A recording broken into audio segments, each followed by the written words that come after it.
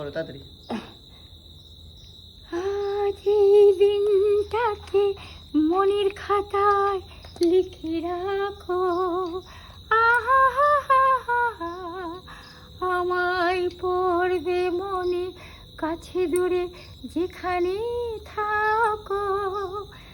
আজ এই দিনটাকে মনের খাতায় লিখে রাখো, আহা হা হা হা হা, আমায় পড়বে মনে কাছে দূরে। ঠিক আছে, টাটা, চলে গেলাম।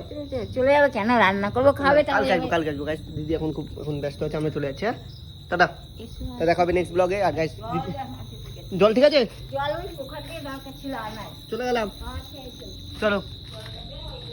ঠিক আছে দিদি, টাটা।